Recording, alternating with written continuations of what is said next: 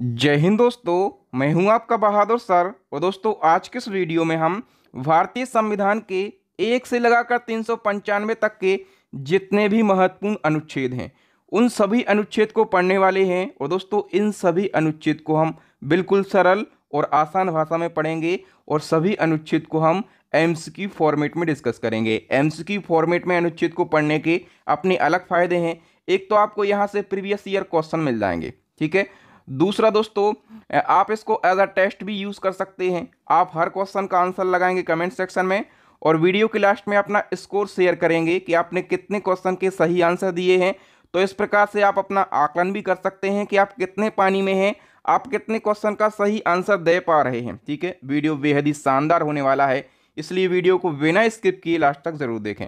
शुरुआत कर लेते हैं नंबर फर्स्ट क्वेश्चन से। फर्स्ट क्वेश्चन है, भारतीय संविधान में मूल रूप से कुल कितने अनुच्छेद हैं? तो देखो, मूल रूप से अनुच्छेद की संख्या पूछी गई है, तो आप कहेंगे मूल रूप से 395 अनुच्छेद हैं, लेकिन इन अनुच्छेदों में संशोधन होते रहते हैं, ठीक है। का, खा, घा इस प्रकार से, या फिर ए बी सी करके इनमें संशोधन होते रहते हैं। और यदि आपसे पूछा जाए कि संशोधनों के बाद अनुच्छेद की संख्या कितनी हो गई है, तो संशोधनों के बाद अनुच्छेद की संख्या बढ़कर हो गई है 448, लेकिन मूल रूप से 395 ही हैं। याद रखना आप लोग। नंबर सेकंड क्वेश्चन है, संविधान के किस अनुच्छेद में ये अंकित है कि इंडिया अर्थात भारत राज्यों का संघ होगा? तो जो अनुच्छेद 1 है, ठीक है, इसमें बताया गया है कि इंडिया अर्थात भारत राज्यों का संघ होगा। नंबर थर्ड क्वेश्चन, भारतीय संविधान का अनुच्छेद 2 किससे संबंधित है? तो अनुच्छेद 2 जो है ये नए राज्यों के प्रवेश और उनकी स्थापना से संबंधित है। बताइए, किस अनुच्छेद के अनुसार जो संसद है वो विधि के द्वारा नए राज्य बना सकती है तथा जो पहले से अवस्थित राज्य हैं उनके क्षेत्रों, सीमाओं और नामों में परिवर्तन कर सकती है? तो देखो दोस्तों, संसद के पास में ये अधिकार है कि वो विधि बनाकर जो है नए राज्य बना सकती है, और जो पहले से राज्य अवस्थित हैं उन राज्यों के क्षेत्रों, सीमाओं और नामों में परिवर्तन कर सकती है संसद। किस अनुच्छेद के तहत? अनुच्छेद 3 के तहत। डी ऑप्शन हमारा करेक्ट आंसर हो जाएगा। देखो, हम 3 अनुच्छेद पढ़ चुके हैं, अनुच्छेद 1, अनुच्छेद 2 और अनुच्छेद 3। तो यदि आप चाहें तो एक बार आप इसका रिवीजन भी कर सकते हैं, ठीक है। नेक्स्ट क्वेश्चन है, भारतीय संविधान के किस अनुच्छेद में नागरिकता संबंधी प्रावधान किए गए हैं? तो देखो, नागरिकता संबंधी प्रावधान यदि आपसे भाग पूछा जाए तो भाग 2 में नागरिकता संबंधी प्रावधान किए गए हैं, और अनुच्छेद पूछा जाए तो अनुच्छेद 5 से 11 अनुच्छेद में नागरिकता संबंधी प्रावधान किए गए हैं। आंसर जरूर लगाना कमेंट सेक्शन में हर क्वेश्चन की। तो देखो, हम बात करें भाग 1 की। भाग 1 और अनुच्छेद 1 से 4 में बताया गया है संघ और उसके राज्य क्षेत्र के बारे में। भाग 2 अनुच्छेद 5 से 11 में नागरिकता संबंधी प्रावधान किए गए हैं। भाग 3 अनुच्छेद 12 से 35 में दिए गए हैं मूल अधिकार, और भाग 4 अनुच्छेद 36 से 51 तक में नीति निर्देशक तत्व दिए गए हैं। और मूल अधिकार पूछा जाए तो आप कहेंगे अमेरिका के संविधान से लिए गए। नीति निर्देशक तत्व पूछा जाए तो आप कहेंगे ये आयरलैंड के संविधान से लिए गए हैं। ओके, नेक्स्ट क्वेश्चन है, संविधान के किस अनुच्छेद में पाकिस्तान से भारत आने वाले व्यक्तियों की नागरिकता के बारे में बताया गया है? तो पाकिस्तान से यदि कोई व्यक्ति भारत आता है तो उसकी नागरिकता संबंधी प्रावधान जो हैं ये अनुच्छेद 6 में किए गए हैं, ठीक है। और इसी क्रम में एक और क्वेश्चन पूछा जाएगा कि भारत से पाकिस्तान जाने वाले व्यक्तियों की नागरिकता का प्रावधान जो है किस अनुच्छेद में किया गया है? तो यदि भारत से पाकिस्तान जाने वाले जो व्यक्ति हैं तो उनकी नागरिकता का प्रावधान अनुच्छेद 7 में किया गया है, ठीक है। बताइए कि संविधान के किस अनुच्छेद में विदेशी नागरिकता लेने पर भारत की नागरिकता से वंचित करने का प्रावधान किया गया? तो यदि कोई व्यक्ति विदेशी नागरिकता ले लेता है तो उसको भारत की नागरिकता से वंचित कर दिया जाएगा। ये प्रावधान किया गया है अनुच्छेद 9 में, ठीक है। ए ऑप्शन सही हो जाएगा। नेक्स्ट क्वेश्चन है, नागरिकता प्राप्त करने के लिए शर्तें निर्धारित करने वाला सक्षम निकाय कौन है? तो नागरिकता प्राप्त करने के लिए शर्तें निर्धारित करने वाला जो सक्षम निकाय है वो संसद है, ठीक है। एक अनुच्छेद है दोस्तों, अनुच्छेद 11, और अनुच्छेद 11 में स्पष्ट दिया गया है कि संसद को नागरिकता संबंधी विधि बनाने की संपूर्ण शक्ति होगी, ठीक है, याद रखना। तो नेक्स्ट क्वेश्चन में पूछा ही गया है कि किस अनुच्छेद के तहत जो संसद है वो नागरिकता के संबंध में कानून बनाने का अधिकार रखता है?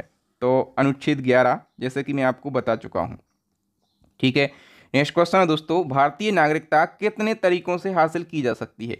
तो नागरिकता 5 तरीकों से प्राप्त की जा सकती है अपने देश की। ठीक है, 5 तरीके दोस्तों, जो भारतीय नागरिकता अधिनियम है 1955, इसके अनुसार भारतीय नागरिकता 5 तरीकों से प्राप्त की जा सकती है। वो 5 तरीके कौन कौन से हैं? एक तो जन्म से नागरिकता, यदि आपका जन्म भारत में हुआ है तो आप भारत के नागरिक हैं। दूसरा है वंश के द्वारा नागरिकता। तीसरा है पंजीकरण के द्वारा नागरिकता। चौथा है देशीयकरण के द्वारा नागरिकता। और पांचवा है किसी भूभाग को भारत में मिला लिया जाता है। ठीक है, कोई भूभाग है उसको अपने देश में मिला लिया जाता है तो आपको भारत की नागरिकता मिल जाएगी। ठीक है, संविधान के किस अनुच्छेद में राज्य की परिभाषा के बारे में बताया गया है?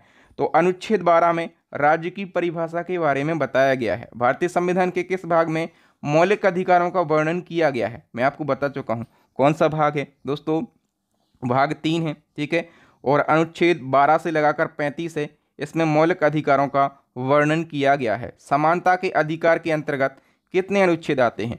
तो समानता के अधिकार में 5 अनुच्छेद आते हैं। कितने? 5। ठीक है, तो याद रखना दोस्तों, समानता के अधिकार के अंतर्गत अनुच्छेद 14 से लगाकर 18 तक टोटल 5 अनुच्छेद आते हैं।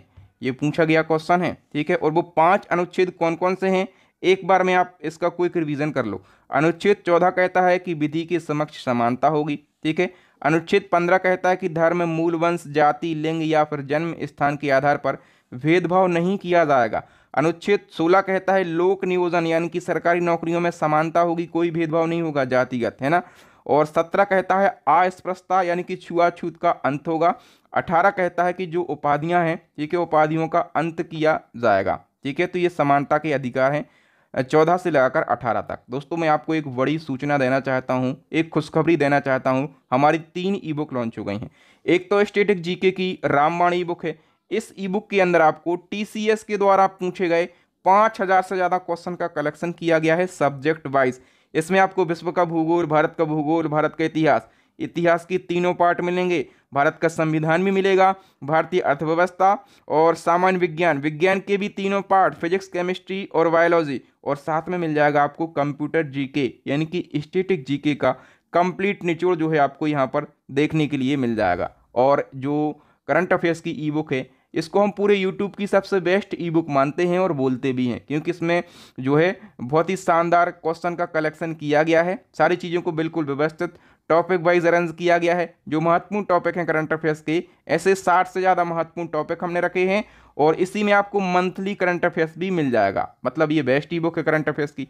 साइंस की ई बुक भी लॉन्च हो गई है। तो यदि आप सच में सिलेक्शन लेना चाहते हैं, आपके माथे पे जो बेरोजगारी का कलंक लगा है, इसको आप हटाना चाहते हैं और अपने माता पिता के सपनों को पूरा करना चाहते हैं, तो हमारी ई बुक को जरूर परचेस कर लीजिए। काफ़ी ज़्यादा आपको मदद मिलेगी हमारी ई बुक से। नेक्स्ट है, भारतीय संविधान का कौन सा अनुच्छेद धर्म, वंश, जाति, लिंग और जन्म स्थान के आधार पर भेदभाव पर रोक लगाता है? तो मैं आपको ये बता चुका हूँ कौन सा अनुच्छेद है, अनुच्छेद 15। ए ऑप्शन सही हो जाएगा। आप लोग आंसर लगा रहे कि नहीं लगा रहे? मैं लास्ट में स्कोर पूछूंगा आपसे कि आपने कितने क्वेश्चन के सही आंसर दिए हैं। तो बताओ, भारतीय संविधान का कौन सा अनुच्छेद सार्वजनिक रोजगार में सभी नागरिकों के लिए समान अवसर प्रदान करता है? ठीक है, बताइए। सरकारी नौकरियों में सभी वर्गों के लिए, सभी नागरिकों के लिए समान अवसर प्रदान करता है। कौन सा अनुच्छेद? अनुच्छेद 16। ठीक है, हालांकि SC ST और OBC इसके अपवाद हैं। ठीक है, उसके लिए अलग प्रावधान किए गए हैं रिजर्वेशन की। नेक्स्ट वन की हम बात करें दोस्तों, तो किस अनुच्छेद के अंतर्गत अस्पृश्यता यानी कि छुआछूत को समाप्त किया गया? तो छुआछूत को समाप्त किया गया है अनुच्छेद 17 के तहत। ठीक है, संविधान के किस अनुच्छेद में उपाधियों के अंत के बारे में बताया गया है? तो अनुच्छेद 18 में उपाधियों के अंत के बारे में बताया गया। एक और क्वेश्चन ये पूछा गया था एक बार कि संविधान के किस अनुच्छेद के प्रावधान के तहत जो भारत रत्न पुरस्कार है, तो भारत रत्न पुरस्कार का उपयोग जो प्राप्त करता है वो नाम के लिए उपसर्ग या फिर प्रत्यय के रूप में नहीं करेगा। जैसे मान के चलो एक व्यक्ति है रमेश ने भारत रत्न प्राप्त किया है, तो वो भारत रत्न का प्रयोग ना तो उपसर्ग के रूप में करेगा, यानी कि ऐसा नहीं लिख सकता वो भारत रत्न विजेता रमेश सिंह, है ना, या फिर रमेश सिंह बाद में लिख लिया भारत रत्न विजेता, तो ऐसा वो नहीं कर सकता है। किस अनुच्छेद के तहत? तो हमने बताया उपाधियों का अंत, अनुच्छेद 18।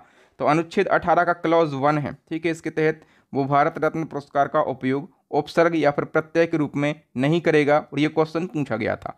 निम्न मूल अधिकारों में से कौन सा एक मूल अधिकार भारतीय नागरिकों को तो उपलब्ध है, लेकिन भारत में रहने वाले विदेशियों को नहीं। ऐसा कौन सा मूल अधिकार है जो भारतीय नागरिकों को तो प्राप्त है, लेकिन भारत में जो विदेशी व्यक्ति रह रहे हैं, जो विदेशी नागरिक रह रहे हैं, उनको ये मूल अधिकार प्राप्त नहीं है? तो दोस्तों वो अधिकार है वाक और अभिव्यक्ति की स्वतंत्रता। यानी कि जो विदेशी व्यक्ति है, आर्टिकल 19 में ये प्रावधान किया गया है वाक और अभिव्यक्ति का। ठीक है, तो जो विदेशी व्यक्ति है वो यहाँ पर सभा नहीं कर सकता, भीड़ नहीं जोड़ सकता, मार्केट में खड़े होकर कुछ भी नहीं बोल सकता, लेकिन भारत का जो नागरिक है वो बोल सकता है ना, याद रखना। भारतीय संविधान के किस अनुच्छेद के अंतर्गत भाषण एवं अभिव्यक्ति की स्वतंत्रता के अधिकार की गारंटी दी गई है? तो देखो, भाषण और अभिव्यक्ति की स्वतंत्रता का जो अधिकार है उसकी गारंटी अनुच्छेद 19 में दी गई है। ठीक है, इसी में प्रेस वगैरह की स्वतंत्रता भी आ जाती है। नेक्स्ट हमारा क्वेश्चन है, निजी भवनों के ऊपर राष्ट्रध्वज फहराने का अधिकार संविधान के किस अनुच्छेद में वर्णित है? तो पहले निजी भवनों के ऊपर राष्ट्रध्वज जो है तिरंगा, इसको फहराने का अधिकार नहीं था, लेकिन संविधान का अनुच्छेद है अनुच्छेद 19 क्लॉज 1 क्लॉज का। ठीक है, ये जो है ये निजी भवनों के ऊपर राष्ट्रध्वज फहराने का अधिकार देता है। ठीक है, राष्ट्रध्वज फहराना ये अभिव्यक्ति की स्वतंत्रता के अंतर्गत ही आता है। ठीक है, नेक्स्ट क्वेश्चन है, किसी अपराध में अभियुक्त को स्वयं के विरुद्ध गवाही देने के लिए बाध्य नहीं किया जा सकता, किस अनुच्छेद में यह प्रावधान किया गया? तो देखो, किसी आरोप में पुलिस ने यदि किसी व्यक्ति को अभियुक्त यानी कि आरोपी बना लिया है तो उसको स्वयं के विरुद्ध गवाही देने के लिए बाध्य नहीं किया जा सकता है। ऐसा नहीं कि आपने पकड़ लिया और उसको दे पटाई बोले तुम बोलो कि तुमने ही अपराध किया है, तो स्वयं के विरुद्ध गवाही देने के लिए बाध्य नहीं किया जा सकता। और ये प्रावधान किया गया है अनुच्छेद 20 क्लॉज 3 में। तो ए ऑप्शन सही हो जाएगा। संविधान का कौन सा अनुच्छेद जीने के अधिकार यानी कि प्राण और दैहिक स्वतंत्रता का संरक्षण से संबंधित है?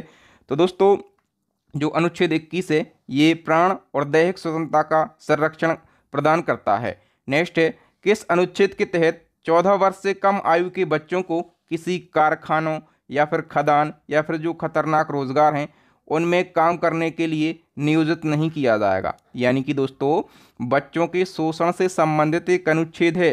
ठीक है, अनुच्छेद 24 ये बच्चों के शोषण से संबंधित है। आप उनको खतरनाक जगहों पर काम करने के लिए विवश नहीं कर सकते हैं। नेक्स्ट क्वेश्चन है, संविधान के किस अनुच्छेद द्वारा सिखों द्वारा कृपाण धारण करना धार्मिक स्वतंत्रता का अंग है? देखो दोस्तों, जो सिख समुदाय के लोग होते हैं वो कृपाण एक चाकू टाइप से जो रखे रहते हैं उसको कृपाण बोलते हैं। तो सिख कृपाण धारण कर सकते हैं, ये धार्मिक स्वतंत्रता का अंग है। किस अनुच्छेद के द्वारा? करेक्ट आंसर हो जाएगा दोस्तों अनुच्छेद 25 के द्वारा। सी ऑप्शन हमारा करेक्ट आंसर हो जाएगा। देखो, निम्न में से कौन से अनुच्छेद धार्मिक स्वतंत्रता के अधिकार की गारंटी देते हैं? दोस्तों अनुच्छेद 25 से लगाकर अनुच्छेद 28 तक जो हैं ये धार्मिक स्वतंत्रता के अधिकार की गारंटी देते हैं।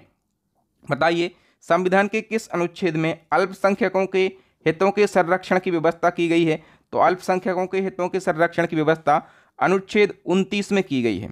ठीक है, ए ऑप्शन करेक्ट हो जाएगा। बताइए, सर्वोच्च न्यायालय किस अनुच्छेद के अंतर्गत नागरिकों के मौलिक अधिकारों की रक्षा करता है? तो जो नागरिक हैं उनके मौलिक अधिकारों की रक्षा सर्वोच्च न्यायालय यानी कि सुप्रीम कोर्ट करता है। किस अनुच्छेद के तहत? अनुच्छेद 32 के तहत। नेक्स्ट है, संविधान का कौन सा अनुच्छेद संवैधानिक उपचारों का अधिकार प्रदान करता है? तो संवैधानिक उपचारों का अधिकार प्रदान करता है अनुच्छेद 32। इसको हम डिटेल से समझ लेते हैं। दोस्तों जो अनुच्छेद 32 है ये संवैधानिक उपचारों का अधिकार प्रदान करता है। याद रखना, अनुच्छेद 32 संवैधानिक उपचारों का एक महत्वपूर्ण अनुच्छेद है और इसी के माध्यम से अगर किसी व्यक्ति के मौलिक अधिकारों का हनन हो रहा है, ठीक है, तब वह व्यक्ति उसके उपचार के लिए सुप्रीम कोर्ट की शरण में जा सकता है कि हमारे मूल अधिकारों का हनन हो रहा है और आप उसके रक्षक हैं तो आप रक्षा कीजिए। ठीक है, ऐसा नहीं है कि वो केवल सुप्रीम कोर्ट में जा सकता है, वो हाई कोर्ट में भी जा सकता है। और इसके संबंध में है अनुच्छेद 226 कि वो हाई कोर्ट की शरण में भी जा सकता है। और एक फैक्ट याद रखना दोस्तों, जो हमारे अंबेडकर साहब थे, ठीक है, उन्होंने संवैधानिक उपचारों के अधिकार को भारतीय संविधान का हृदय कहा है। ये फैक्ट एज अ क्वेश्चन कई बार पूछा गया है। बताइए, संविधान के किस अनुच्छेद में राज्यों के नीति निर्देशक तत्वों का उल्लेख मिलता है? तो राज्य के जो नीति निर्देशक तत्व हैं इनका उल्लेख मिलता है अनुच्छेद 36 से लगाकर अनुच्छेद 51 तक। नेक्स्ट है, भारतीय संविधान के अंतर्गत कल्याणकारी राज्य की अवधारणा किस अनुच्छेद में वर्णित है? कल्याणकारी राज्य की अवधारणा जो है ये अनुच्छेद 38 में वर्णित की गई है। ठीक है, किस अनुच्छेद के तहत कहा गया है कि प्रत्येक नागरिक को, चाहे वो स्त्री हो या पुरुष हो, समान कार्य के लिए समान वेतन दिया जाएगा। समान कार्य के लिए समान वेतन दिया जाएगा, ये अनुच्छेद 39 में कहा गया है। ठीक है, समान न्याय और निःशुल्क विधि सहायता का प्रावधान संविधान के किस अनुच्छेद में किया गया है? करेक्ट आंसर हो जाएगा दोस्तों अनुच्छेद 39A में जो है समान न्याय और निःशुल्क विधि सहायता का प्रावधान किया गया है। नेक्स्ट क्वेश्चन है, किस अनुच्छेद में ग्राम पंचायतों के गठन का प्रावधान किया गया? ग्राम पंचायतों के गठन का प्रावधान, इस क्वेश्चन में आप 5 स्टार मार्क कीजिए। ये क्वेश्चन हमेशा पूछा जाता है। अनुच्छेद 40 में ग्राम पंचायतों के गठन का प्रावधान किया गया। संविधान के किस अनुच्छेद में मजदूरी और कुटीर उद्योगों को प्रोत्साहन के बारे में बताया गया है? करेक्ट आंसर हो जाएगा दोस्तों अनुच्छेद 43 में बताया गया है। बताइए, नागरिकों के लिए समान नागरिक संहिता का उल्लेख किस अनुच्छेद में किया गया? ये भी 5 स्टार वाला क्वेश्चन है। तो समान नागरिक संहिता का उल्लेख जो है ये अनुच्छेद 44 में किया गया है, इसको आप जरूर याद रखेंगे। बताइए, निम्न में से कौन सा अनुच्छेद कृषि और पशुपालन के संगठन से संबंधित है? तो अनुच्छेद 48 जो है ये बोलता है कि जो राज्य हैं वो कृषि और पशुपालन को आधुनिक और वैज्ञानिक तरीकों से संगठित करने का प्रयास करेंगे, और जो गाय हैं, जो बछड़े हैं, जो अन्य पशु हैं, उनके वध पर प्रतिबंध लगाने का पूरा प्रयास करेंगे। ये अनुच्छेद 48 बोलता है। नेक्स्ट है, भारत के प्रत्येक नागरिक का ये कर्तव्य होगा कि वो प्राकृतिक पर्यावरण का संरक्षण और सुधार करे। ये किस अनुच्छेद में संदर्भित किया गया है? करेक्ट आंसर हो जाएगा दोस्तों ये अनुच्छेद 48A में संरक्षित किया गया है। ठीक है, और ये नीति निर्देशक तत्वों के अंतर्गत ही आता है। नेक्स्ट क्वेश्चन है, संविधान के किस अनुच्छेद में महत्वपूर्ण स्थानों और वस्तुओं के संरक्षण के बारे में बताया गया है? तो ये अनुच्छेद 49 में बताया गया है। नेक्स्ट है, संविधान के किस अनुच्छेद में कार्यपालिका और न्यायपालिका के कार्यों के विभाजन के बारे में बताया गया है? करेक्ट आंसर हो जाएगा ये अनुच्छेद 50 में बताया गया है। नेक्स्ट है, संविधान का कौन सा अनुच्छेद भारत की विदेश नीति से संबंधित है? तो देखो, विदेश नीति से संबंधित है अनुच्छेद 51। ठीक है, अनुच्छेद 51 ये अंतर्राष्ट्रीय शांति और सुरक्षा से संबंधित या फिर विदेश नीति से संबंधित है। और 51 का तो आपको पता ही होगा, 51 का में क्या दिए गए हैं? मूल कर्तव्य दिए गए हैं। ओके, नेक्स्ट है, भारतीय संविधान में मूल कर्तव्यों को किस समिति की सिफारिशों पर जोड़ा गया? देखो, जो हमारा मूल संविधान था ना, उसमें कहीं पर भी मूल कर्तव्य नहीं थे। ठीक है, फिर एक समिति थी, स्वर्ण सिंह समिति, इसने सिफारिश की और इसी की सिफारिश के आधार पर 42वां संविधान संशोधन किया गया। और 42वां संविधान संशोधन किया गया 1976 में, और इस संशोधन के माध्यम से संविधान में एक भाग जोड़ा गया, भाग 4 का। कौन सा? भाग 4 का जोड़ा गया, और एक अनुच्छेद जोड़ा गया, अनुच्छेद 51 का। ठीक है, और इसमें 10 मूल कर्तव्यों का समावेश किया गया। लेकिन वर्तमान में कितने मूल कर्तव्य हैं? तो वर्तमान में 11 मूल कर्तव्य हैं। तो ये 11वां जो मूल कर्तव्य है ये कब जोड़ा गया, ऐसा क्वेश्चन बनता है। तो जो 11वां मूल कर्तव्य है ये 86वें संविधान संशोधन के द्वारा जोड़ा गया था 2002 में। तो जो 11वां मूल कर्तव्य है वो क्या है भैया? इसमें कहा गया है कि 6 से 14 वर्ष के जो बच्चे हैं, ठीक है, उन बच्चों को शिक्षा के अवसर प्रदान करेंगे, और ये जो कर्तव्य है उनके माता पिता और प्रतिपालक का होगा। ठीक है, याद रखना, वर्तमान में 11 मूल कर्तव्य हैं। बताओ, जो मौलिक कर्तव्य हैं इनका प्रावधान संविधान के किस भाग में किया गया? तो मैं आपको बता चुका हूं कि एक भाग जोड़ा गया था, भाग 4 का। ठीक है, और अनुच्छेद पूछा जाए तो अनुच्छेद 51 का। याद रखना आप लोग, वी ऑप्शन करेक्ट आंसर हो जाएगा।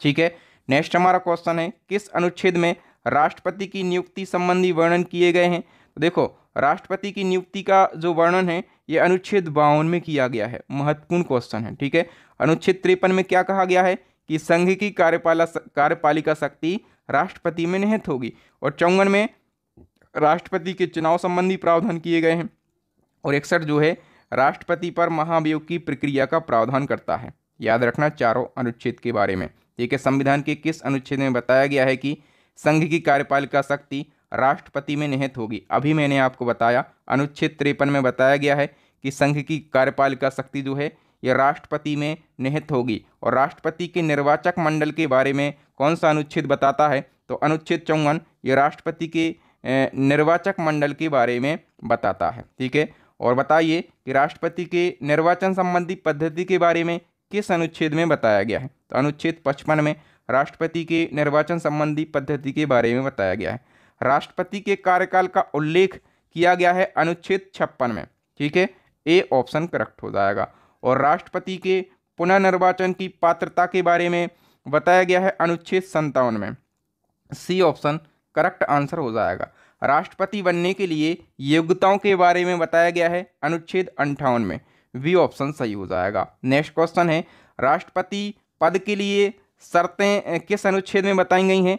तो करेक्ट आंसर हो जाएगा अनुच्छेद 59 में राष्ट्रपति पद के लिए शर्तों के बारे में बताया गया है। संविधान के किस अनुच्छेद में राष्ट्रपति द्वारा शपथ का उल्लेख किया गया? राष्ट्रपति की शपथ का उल्लेख अनुच्छेद 60 में किया गया। देखो, राष्ट्रपति के संबंध में आपको अनुच्छेद याद रखना है। अनुच्छेद 52 से लगाकर अनुच्छेद 62 तक ये राष्ट्रपति के संबंध में प्रावधान करते हैं। ठीक है, 52 से लगाकर 62 तक। ठीक है, तो अब बताओ कि संविधान के किस अनुच्छेद में राष्ट्रपति पर महाभियोग संबंधी प्रावधान किए गए हैं? राष्ट्रपति पर महाभियोग लगता है अनुच्छेद 61 के तहत। ठीक है, ए ऑप्शन सही हो जाएगा। नेक्स्ट है, संविधान के किस अनुच्छेद में उपराष्ट्रपति पद का उल्लेख किया गया है? तो उपराष्ट्रपति पद का उल्लेख अनुच्छेद 63 में किया गया। राष्ट्रपति 52 से 62 तक। ठीक है, 52 से 62 तक। तो इसके बाद आ जाते हैं उपराष्ट्रपति 63 से लगाकर 73 तक। ठीक है, ये क्रम यदि आप याद रखेंगे तो आपको एलिमिनेट करने में यानी कि ऑप्शन को खत्म करने में आसानी होगी। ठीक है, यदि आपको पता है कि 63 से 73 उपराष्ट्रपति है तो देखो केवल 63 यहाँ पर दिख रहा है, बाकी कुछ नहीं है, तो आप ऐसे ऑप्शन को एलिमिनेट कर सकते हैं। ठीक है, आगे आप खुद करिएगा तो आपको पता चलेगा। संविधान के किस अनुच्छेद में बताया गया है कि भारत का उपराष्ट्रपति राज्यसभा का पदेन सभापति होगा? एलिमिनेट कीजिए, ऑप्शन को आप खत्म कीजिए। देखो, हमने पढ़ा है अनुच्छेद 63 से 73 उपराष्ट्रपति, तो देखो यहाँ 3 ऑप्शन डायरेक्ट कट जाते हैं। अनुच्छेद 64 में कहा गया है कि जो उपराष्ट्रपति है ये राज्यसभा का पदेन सभापति होगा। ठीक है, नेक्स्ट क्वेश्चन, आकस्मिक स्थिति में राष्ट्रपति नहीं होने की स्थिति में जो उपराष्ट्रपति हैं ये राष्ट्रपति के तौर पर कार्य करेंगे, ये किस अनुच्छेद में बताया गया? देखो, कई सारी आकस्मिक स्थिति बन जाती हैं। राष्ट्रपति का देहांत हो जाता है, राष्ट्रपति अपना त्याग पत्र दे देते हैं, या फिर उसके विरुद्ध महाभियोग लग जाता है, कुछ भी ऐसी स्थिति आती है तो उपराष्ट्रपति एज अ राष्ट्रपति वर्क करेगा। और ये प्रावधान जो है ये अनुच्छेद 65 में किया गया है। ठीक है, नेक्स्ट हमारा क्वेश्चन है, संविधान के किस अनुच्छेद में प्रावधान है कि मंत्रीगण सामूहिक रूप से लोकसभा के प्रति उत्तरदायी होंगे? तो अनुच्छेद 75 में ये प्रावधान है कि जो मंत्रीगण हैं वो सामूहिक रूप से लोकसभा के प्रति उत्तरदायी होंगे। संविधान के किस अनुच्छेद में भारत के महान्यायवादी यानी कि अटॉर्नी जनरल ऑफ इंडिया के बारे में बताया गया है? तो अटॉर्नी जनरल ऑफ इंडिया, इसमें आप 5 स्टार मार्क करो, ये क्वेश्चन पूछा जाता है। तो अनुच्छेद 76 है। ठीक है, इसमें महान्यायवादी के बारे में बताया गया है। और महान्यायवादी कौन है? तो ये देश का सबसे बड़ा विधि अधिकारी होता है। ठीक है, याद रखना, जो कि केंद्र सरकार को सलाह देता है। और इसी क्रम में राज्य का प्रथम विधि अधिकारी कौन होता है? महाधिवक्ता। ठीक है, महाधिवक्ता ये राज्य का प्रथम विधि अधिकारी होता है या फिर राज्य सरकार का सबसे बड़ा वकील होता है जो कि राज्य सरकार को परामर्श प्रदान करता है।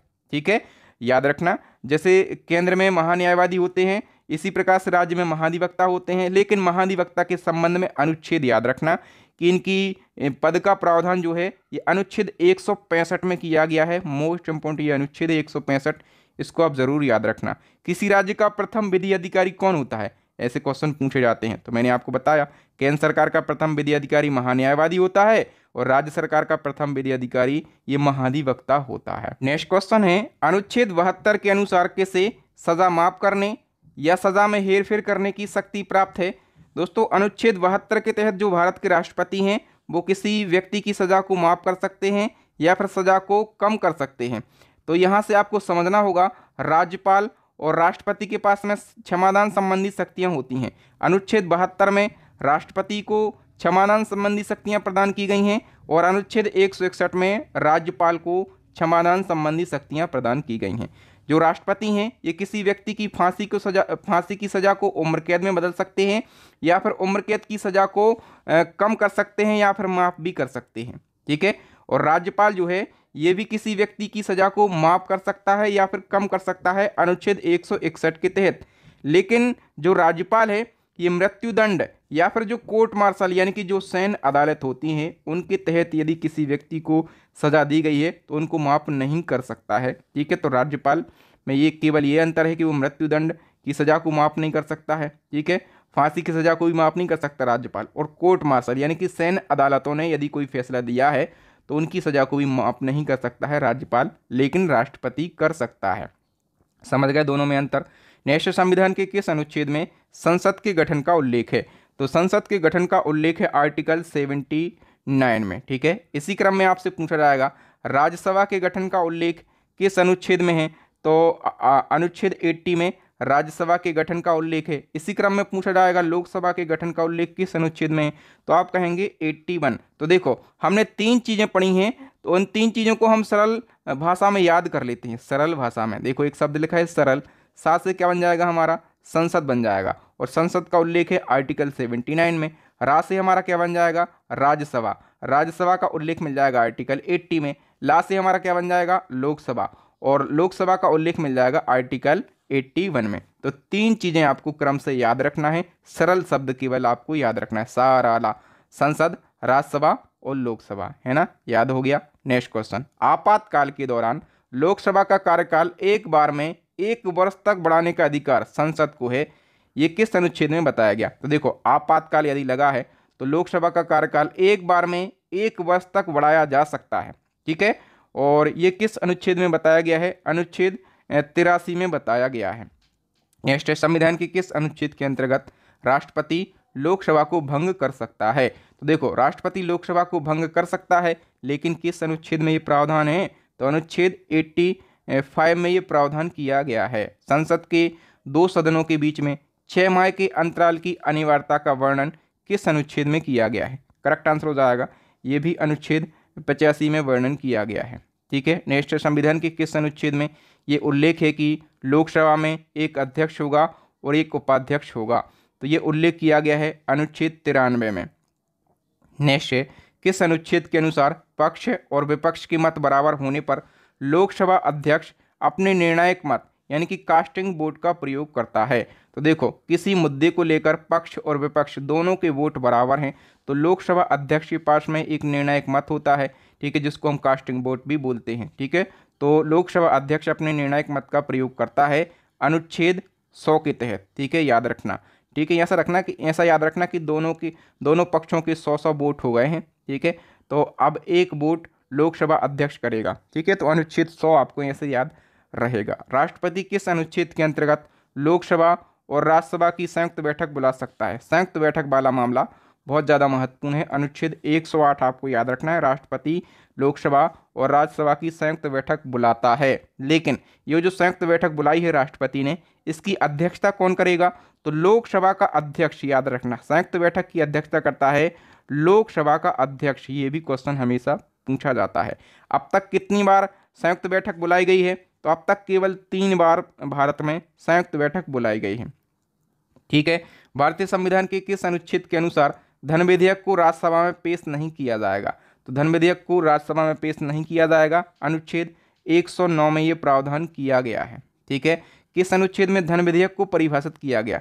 ये महत्वपूर्ण क्वेश्चन है। धन विधेयक को परिभाषित किया गया है अनुच्छेद 110 में। नेक्स्ट है, किस अनुच्छेद के तहत संसद के दोनों सदनों द्वारा पारित विधेयक को राष्ट्रपति की अनुमति के लिए भेजा जाता है? तो दोस्तों अनुच्छेद 111 के तहत संसद के दोनों सदनों द्वारा पारित विधेयक को राष्ट्रपति की अनुमति के लिए भेजा जाता है। और इसी प्रकार का एक और क्वेश्चन पूछा जाता है, किस अनुच्छेद के तहत राष्ट्रपति जेबी वीटो शक्ति का प्रयोग करता है? तो अनुच्छेद 111 के तहत ही राष्ट्रपति अपने जेबी वीटो पावर का यूज करता है। नेक्स्ट क्वेश्चन है, भारत के संविधान में किस शब्द का उल्लेख नहीं है? ये क्वेश्चन अभी एसएससी के एग्जाम में पूछा गया था। तो देखो दोस्तों, इन 4 में से संविधान में कहीं पर भी बजट शब्द का उल्लेख नहीं किया गया है। ठीक है, आइए हम डिटेल से समझ लेते हैं। देखो, भारत के संविधान में अनुच्छेद 112 में वार्षिक वित्तीय विवरण का उल्लेख मिलता है। इसको इंग्लिश में एनुअल फाइनेंशियल स्टेटमेंट कहा जाता है। इसका उल्लेख संविधान में मिलता है और इसको ही सामान्य रूप से हम बजट कहते हैं, लेकिन बजट शब्द का कहीं पर भी उल्लेख नहीं मिलता है हमारे संविधान में। और अनुच्छेद 114 में विनियोग विधेयक का प्रावधान किया गया है। नेक्स्ट क्वेश्चन है, संविधान के किस अनुच्छेद में संसद में प्रयोग की जाने वाली भाषा हिंदी या फिर अंग्रेजी के बारे में बताया गया? तो संसद में प्रयोग की जाने वाली भाषा हिंदी या अंग्रेजी के बारे में बताया गया है अनुच्छेद 120 में। नेक्स्ट है, सर्वोच्च न्यायालय यानी कि सुप्रीम कोर्ट के गठन का वर्णन किस अनुच्छेद में किया गया है? काफ़ी महत्वपूर्ण क्वेश्चन है ये। तो करेक्ट आंसर हो जाएगा अनुच्छेद 124 में सुप्रीम कोर्ट के गठन का वर्णन किया गया है। और इसी क्रम में आपसे पूछा जाएगा कि किस अनुच्छेद के तहत सभी राज्यों के लिए उच्च न्यायालय की व्यवस्था की गई है? उच्च न्यायालय यानी कि हाई कोर्ट की व्यवस्था जो है ये करी गई है अनुच्छेद 214 के तहत। तो बी ऑप्शन हमारा करेक्ट आंसर हो जाएगा। और इसी क्रम में एक और क्वेश्चन बनेगा कि संविधान के किस अनुच्छेद के अंतर्गत अधीनस्थ न्यायालय या जिला न्यायालय का प्रावधान किया गया है? दोस्तों जिला न्यायालय यानी कि डिस्ट्रिक्ट कोर्ट का प्रावधान जो है ये किया गया है अनुच्छेद 233 के तहत। सी ऑप्शन करेक्ट हो जाएगा। देखो हमने तीन चीज़ें पढ़ी, एक तो सुप्रीम कोर्ट का प्रावधान अनुच्छेद 124 में पढ़ा, हाई कोर्ट का प्रावधान अनुच्छेद 214 में पढ़ा, और डिस्ट्रिक्ट कोर्ट का प्रावधान हमने पढ़ा है अनुच्छेद 233 में। ठीक है, ये तीन चीज़ें याद रखना, यहाँ से एक क्वेश्चन आपके एग्जाम में बन सकता है। नेक्स्ट, किस अनुच्छेद के तहत उच्चतम न्यायालय के न्यायाधीशों के वेतन और भत्ते संबंधी प्रावधान किया गया? उच्चतम न्यायालय यानी कि सुप्रीम कोर्ट के न्यायाधीशों के वेतन और भत्ते का प्रावधान जो है ये अनुच्छेद 125 में किया गया है। नेक्स्ट है, सर्वोच्च न्यायालय अपने द्वारा सुनाए गए किसी निर्णय या आदेश का पुनर्विलोकन यानी कि रिव्यू कर सकता है, ये व्यवस्था संविधान के किस अनुच्छेद में वर्णित है? करेक्ट आंसर हो जाएगा ये व्यवस्था संविधान के अनुच्छेद 137 में वर्णित है। नेक्स्ट है, राष्ट्रपति सर्वोच्च न्यायालय से किस अनुच्छेद के तहत सलाह ले सकता है? राष्ट्रपति जो है ये सुप्रीम कोर्ट से सलाह ले सकता है, किस अनुच्छेद के तहत? करेक्ट आंसर हो जाएगा अनुच्छेद 143 के तहत। ठीक है, राष्ट्रपति के पास में ये अधिकार है कि वो सुप्रीम कोर्ट से सलाह ले सकता है, लेकिन सुप्रीम कोर्ट जो है वो चाहे तो सलाह देगा और नहीं चाहे तो सलाह नहीं देगा, ये अधिकार भी सुप्रीम कोर्ट के पास में है। समझ गए आप लोग? नेक्स्ट है, भारत के संविधान का कौन सा अनुच्छेद नियंत्रक एवं महालेखा परीक्षक यानी कि सीएजी के एक स्वतंत्र कार्यालय का प्रावधान करता है? या फिर ऐसा भी क्वेश्चन बन सकता है कि किस अनुच्छेद में सीएजी पद का प्रावधान किया गया है? तो सीएजी पद का प्रावधान जो है यह अनुच्छेद 148 में किया गया है। ठीक है, और इसी क्रम में एक और क्वेश्चन पूछा जाएगा कि किस अनुच्छेद में सीएजी के कर्तव्यों को निर्धारित किया गया? तो सीएजी पद का प्रावधान अनुच्छेद 148 में किया गया और कर्तव्यों को निर्धारित किया गया है अनुच्छेद 149 में। दोनों अनुच्छेद आपको याद रखना है। बताओ संविधान के किस अनुच्छेद में राज्यपाल की नियुक्ति के बारे में बताया गया है? तो अनुच्छेद 155 में राज्यपाल की नियुक्ति के बारे में बताया गया है। एक और क्वेश्चन बनेगा कि राष्ट्रपति राज्यपाल की नियुक्ति करता है, ये किस अनुच्छेद में बताया गया? तो देखो राज्यपाल की नियुक्ति राष्ट्रपति करता है, लेकिन किस अनुच्छेद में ये बताया गया है? तो अनुच्छेद 155 में ही ये बताया गया है। ए ऑप्शन सही हो जाएगा। भारतीय संविधान के किस अनुच्छेद में मुख्यमंत्रियों के कार्यों को परिभाषित किया गया? राज्यों के जो सीएम होते हैं उनके कार्यों को परिभाषित किया गया है अनुच्छेद 167 में। नेक्स्ट क्वेश्चन है, राज्यों के लिए विधान परिषद का उल्लेख किस अनुच्छेद में मिलता है? दोस्तों विधान परिषद का उल्लेख मिलता है अनुच्छेद 169 में। ठीक है, तो यहाँ से हमें तीन महत्वपूर्ण अनुच्छेद याद रखना है। एक तो अनुच्छेद 168, इसके अनुसार प्रत्येक राज्य में एक विधान मंडल होगा। दूसरा है अनुच्छेद 169, इसके अनुसार राज्यों में विधान परिषद की रचना और उनकी समाप्ति का उल्लेख किया गया है। फिर है अनुच्छेद 170, इसमें राज्यों की विधानसभा की संरचना का वर्णन किया गया है। तो ये तीनों अनुच्छेद क्रम से आपको याद रखना है। नेक्स्ट क्वेश्चन है, विधान परिषदों के गठन के बारे में प्रावधान किस अनुच्छेद में किया गया? तो देखो विधान परिषदों के बारे में मैंने अभी आपको बताया 169 में वर्णन किया गया है। ठीक है, नेक्स्ट क्वेश्चन है, राज्यपाल अध्यादेश जारी कर सकता है, ये कौन सा अनुच्छेद उपबंधित करता है? दोस्तों राज्यपाल के पास में भी अध्यादेश जारी करने की शक्ति होती है, और कौन से अनुच्छेद में ये वर्णन किया गया है? अनुच्छेद 213 में ये वर्णन किया गया। देखो राष्ट्रपति का तो आपको पता होगा, राष्ट्रपति अध्यादेश जारी कर सकता है किस अनुच्छेद के तहत?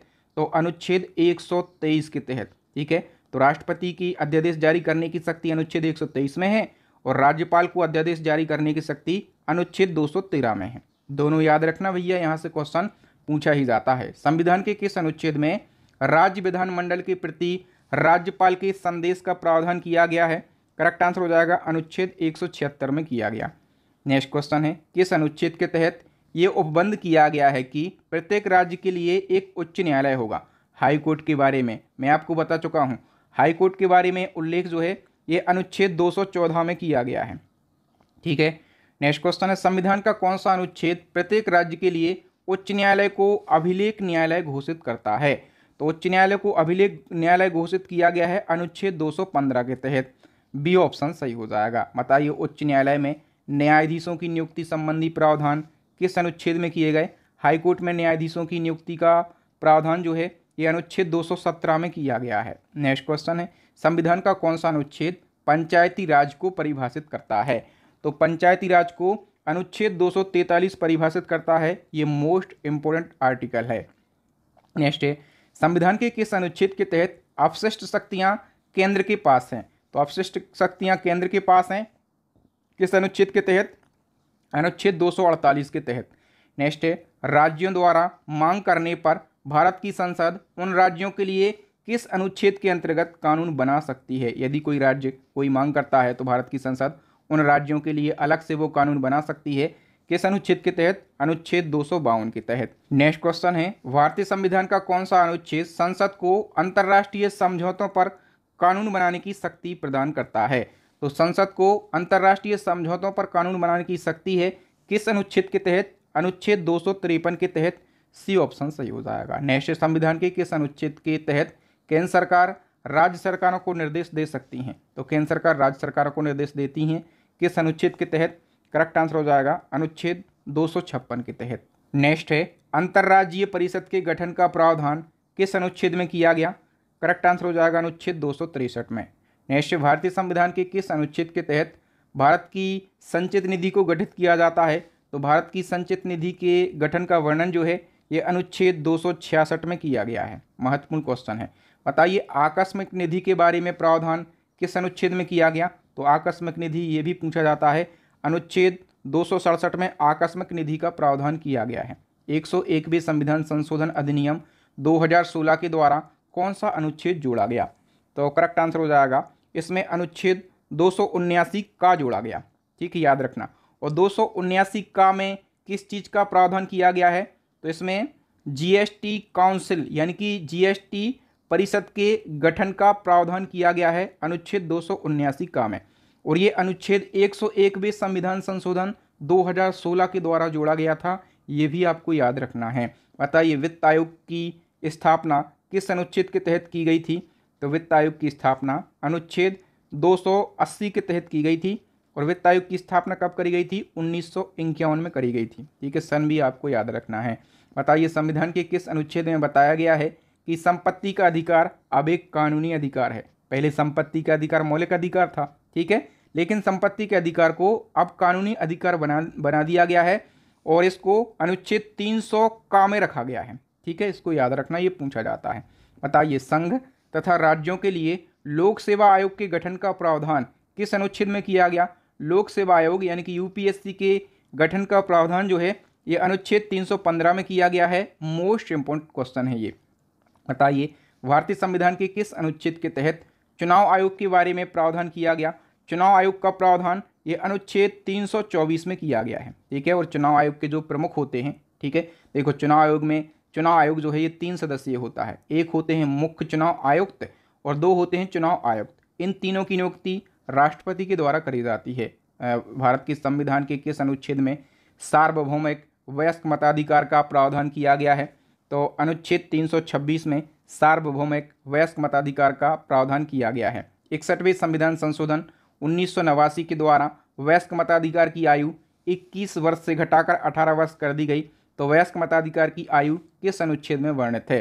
तो मैंने अभी बताया कि अनुच्छेद 326 में वयस्क मताधिकार की जो आयु है ये वर्णित की गई है। ठीक है, संविधान के किस अनुच्छेद में एससी और एसटी के लिए लोकसभा में आरक्षण का प्रावधान किया गया? देखो लोकसभा में एससी और एसटी के लिए सीटों का आरक्षण होता है ना, तो ये प्रावधान जो है ये किया गया है अनुच्छेद 330 में। महत्वपूर्ण क्वेश्चन है, ये पूछा जाता है।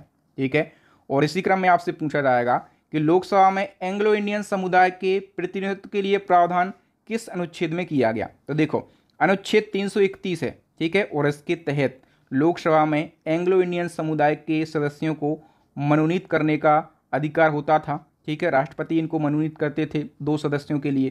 ठीक है, लेकिन ये जो एंग्लो इंडियन है इनके मनोनयन की प्रक्रिया को अब समाप्त कर दिया गया है। अब ये नॉमिनेट नहीं होते हैं। ठीक है, याद रखना। नेक्स्ट है संविधान के किस अनुच्छेद में अनुसूचित जातियों यानी कि एससी के लिए एक राष्ट्रीय आयोग का प्रावधान किया गया। तो देखो जो एससी यानी कि अनुसूचित जाति के लोग होते हैं उनके हितों के संरक्षण के लिए राष्ट्रीय आयोग का प्रावधान किया गया है अनुच्छेद 338 में। और इसी क्रम में एक और क्वेश्चन याद रखना कि जो अनुसूचित जनजातियां हैं, ठीक है, यानी कि एसटी हैं, तो इनके लिए एक राष्ट्रीय आयोग का प्रावधान किया गया है अनुच्छेद 338A में। एससी के लिए अनुच्छेद 338 और एसटी के लिए अनुच्छेद 338A, ठीक है, याद रखना। और इसी क्रम में एक और क्वेश्चन बनेगा कि संविधान के किस अनुच्छेद के तहत पिछड़ा वर्ग आयोग गठित करने की शक्ति राष्ट्रपति को दी गई। तो पिछड़ा वर्ग आयोग के बारे में बताया गया है अनुच्छेद 340 में, ठीक है। एससी एसटी और पिछड़ा वर्ग तीनों आपको क्रम से याद रखना है, इसलिए मैंने मतलब पूरा प्रयास किया है कि सारी चीज़ों को क्रम से पढ़ाऊं। एमसीक्यू फॉर्मेट में तो पूरा कंटेंट मैंने अरेंज किया ही है, लेकिन सारी चीज़ों को क्रम से अरेंज किया है ताकि आपको याद करने में या फिर नोट्स बनाने में बिल्कुल आसानी हो। नेक्स्ट है, किस अनुच्छेद में ये प्रावधान किया गया है कि संघ की राजभाषा हिंदी तथा लिपि देवनागरी होगी। तो ये प्रावधान किया गया है अनुच्छेद 343 में। ये भी महत्वपूर्ण क्वेश्चन है। एक और क्वेश्चन पूछा जाता है कि किस अनुच्छेद में हिंदी को राजभाषा का दर्जा प्रदान किया गया। तो अनुच्छेद 343 क्लॉज फर्स्ट में हिंदी को राजभाषा का दर्जा प्रदान किया गया है। नेक्स्ट क्वेश्चन, राजभाषा यानी कि देश के कामकाज की भाषा, समझ गए। नेक्स्ट क्वेश्चन है, हिंदी भाषा के विकास को सुनिश्चित करने के लिए केंद्र सरकार किस अनुच्छेद के तहत राज्यों को निर्देश दे सकती है। तो हिंदी भाषा के विकास के बारे में बताया गया है अनुच्छेद 351 में। वी ऑप्शन सही हो जाएगा। नेक्स्ट, संविधान के किस अनुच्छेद के तहत भारत सरकार का दायित्व है कि वह बाह्य आक्रमण और आंतरिक अशांति से राज्यों की रक्षा करेगी। तो भारत सरकार जो है, केंद्र सरकार, उसका दायित्व है कि वो बाह्य आक्रमण और आंतरिक अशांति से राज्यों की रक्षा करेगी। किस अनुच्छेद के तहत? करेक्ट आंसर हो जाएगा दोस्तों अनुच्छेद 255 के तहत। ए ऑप्शन सही हो जाएगा। नेक्स्ट है, किस अनुच्छेद के द्वारा राष्ट्रपति राज्यों में राष्ट्रपति शासन लगाते हैं। देखो, राष्ट्रपति शासन का उल्लेख जो है ये अनुच्छेद 356 में किया गया है। राष्ट्रपति के पास में आपातकालीन शक्तियां होती हैं। तो राष्ट्रपति की जो आपातकालीन शक्तियां हैं इनको हम समझ लेते हैं। एक है अनुच्छेद 352 और इसके तहत राष्ट्रपति देश में युद्ध या फिर बाह्य आक्रमण की स्थिति में राष्ट्रीय आपातकाल लगा सकते हैं। और अब तक जो राष्ट्रीय आपातकाल है ये हमारे देश में 3 बार लग चुका है, ठीक है। फिर दूसरा होता है अनुच्छेद 356, इसके तहत राष्ट्रपति राज्यों में राष्ट्रपति शासन लगा सकते हैं। फिर तीसरा होता है अनुच्छेद 360, इसके तहत राष्ट्रपति देश में आर्थिक संकट की स्थिति यदि पैदा हो जाए तो आर्थिक संकट की स्थिति में राष्ट्रपति वित्तीय आपातकाल लगा सकते हैं। लेकिन हमारे देश में अभी तक एक भी बार वित्तीय आपातकाल नहीं लगा है और हम भगवान से यही प्रे करेंगे कि कभी वित्तीय आपातकाल ना लगे। तो ऐसा क्वेश्चन पूछा जाता है कि वह कौन सा अनुच्छेद है जिसका आज तक उपयोग नहीं हुआ। तो अनुच्छेद 360 यानी कि वित्तीय आपातकाल का आज तक कभी भी यूज़ नहीं हुआ है, ठीक है। बताइए कि संविधान में केवल एक बार मंत्रिमंडल यानी कि कैबिनेट शब्द का प्रयोग मिलता है और ये प्रयोग कहाँ पर मिलता है। तो दोस्तों मंत्रिमंडल यानी कि कैबिनेट शब्द का उल्लेख जो है ये अनुच्छेद 352 में देखने के लिए मिलता है। आइए हम डिटेल से समझ लेते हैं। अनुच्छेद 352 में जो राष्ट्रीय आपातकाल है इसकी उद्घोषणा के बारे में बताया गया है, ठीक है। और इसकी उद्घोषणा कौन करते हैं? राष्ट्रपति करते हैं, ठीक है। लेकिन 44वां संविधान संशोधन हुआ 1978 में और ये कहा गया कि राष्ट्रपति राष्ट्रीय आपातकाल की उद्घोषणा तभी करेगा जब मंत्रिमंडल इस आशय से लिखित में सूचना दे दे, ठीक है। तो याद रखना 44वें संविधान संशोधन 1978 के द्वारा ये मंत्रिमंडल शब्द जोड़ा गया था और पूरे संविधान में मंत्रिमंडल शब्द केवल एक ही जगह पर है, ठीक है। संविधान के किस अनुच्छेद में आपातकाल के दौरान भाग 3 पर निलंबन के बारे में बताया गया है? तो करेक्ट आंसर हो जाएगा दोस्तों ये बताया गया है अनुच्छेद 359 में। तो यहाँ पर सी ऑप्शन हमारा करेक्ट आंसर हो जाएगा। निम्न में से भारतीय संविधान के किस अनुच्छेद का उपयोग अभी तक नहीं किया गया? तो मैंने आपको बताया था कि अनुच्छेद 360 वित्तीय आपातकाल कभी नहीं लगा है और कभी नहीं लगना चाहिए, इसका उपयोग कभी नहीं हुआ है, ठीक है। संविधान का कौन सा अनुच्छेद अनुसूचित जाति और अनुसूचित जनजाति को परिभाषित करता है? तो अनुच्छेद 366 एससी और एसटी को परिभाषित करता है। संसद को संविधान संशोधन करने का अधिकार किस अनुच्छेद के अंतर्गत दिया गया? तो देखो संसद को संविधान में संशोधन करने का अधिकार है और किस अनुच्छेद के तहत? करेक्ट आंसर हो जाएगा अनुच्छेद 368 में संविधान संशोधन करने की प्रक्रिया का उल्लेख किया गया है। और संविधान संशोधन करने की जो प्रक्रिया है ये किस देश के संविधान से ली गई है, तो ये साउथ अफ्रीका देश के संविधान से ली गई है। ये क्वेश्चन भी आपको याद रखना है। नेक्स्ट है जम्मू और कश्मीर से संबंधित किस अनुच्छेद को निरस्त कर दिया गया, तो जम्मू और कश्मीर के लिए अनुच्छेद 370 स्पेशल लगा था, ठीक है, इसको निरस्त कर दिया गया है, ठीक है, भारतीय संविधान में शामिल है।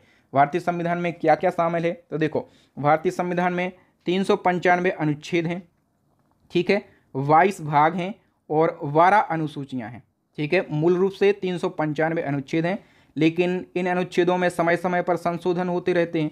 तो संशोधन के बाद अनुच्छेदों की संख्या 448 तो हो गई है, लेकिन मूल रूप से अनुच्छेदों की संख्या 395 है, ठीक है।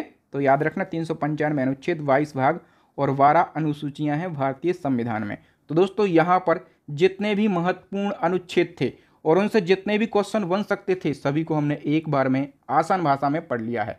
आई होप आपको वीडियो की क्वालिटी, आपके बहादुर सर के पढ़ाने का तरीका ज़रूर अच्छा लगा होगा। अच्छा लगा है ना? और आप इसी प्रकार के वेस्ट कंटेंट को बिल्कुल कम समय में पढ़ना चाहते हैं तो हमारी स्टैटिक जीके की रामबाड़ी बुक लॉन्च हो गई है। पूरे यूट्यूब की सबसे अच्छी ई बुक है करंट अफेयर्स की, ये भी लॉन्च हो गई है, और साइंस की ई बुक भी लॉन्च हो गई है। और इन तीनों ई बुक को परचेस करके आप अपनी स्टडी को और भी ज़्यादा मजबूत बना सकते हैं। इन सभी ई बुक का लिंक आपको वीडियो के डिस्क्रिप्शन बॉक्स में मिल जाएगा, तो इन ई बुक को परचेस कर लीजिए और आपके माथे पे जो बेरोजगारी वाला कलंक लगा है ना, इसको मिटा लीजिए, माता पिता के सपनों को साकार बनाइए, ठीक है। एक क्वेश्चन एज अ टेस्ट हम हमेशा पूछते हैं, इसका आंसर आपको कमेंट सेक्शन में कमेंट करके बताना है कि संविधान के किस भाग में मौलिक अधिकारों का वर्णन किया गया है। फटाफट से अपना आंसर लगाइए और अपना स्कोर भी कमेंट सेक्शन में बताइए कि आपने 127 क्वेश्चन में से कितने क्वेश्चन के सही आंसर दिए हैं। तो आप यहाँ पर ये भी आकलन कर पाएंगे कि आप कितने पानी में हैं और मुझे भी पता चलेगा कि किस लेवल की तैयारी करवाने की आप लोगों को ज़रूरत है। तो ईमानदारी से अपना स्कोर कमेंट सेक्शन में ज़रूर बताइएगा। Thank you. मुझे उम्मीद है कि आप लोगों को वीडियो ज़रूर अच्छा लगा होगा। अच्छा लगा है तो वीडियो को लाइक कीजिए, शेयर कीजिए और चैनल को सब्सक्राइब ज़रूर कर लीजिए, ताकि इसी प्रकार का जब भी मैं महत्वपूर्ण वीडियो डालूं तो सबसे पहले आप लोगों को वो वीडियो मिल सके, आप हमारा वीडियो सबसे पहले देख सकें। थैंक यू दोस्तों, मिलेंगे नेक्स्ट वीडियो में, तब तक के लिए जय हिंद, जय भारत, वंदे मातरम।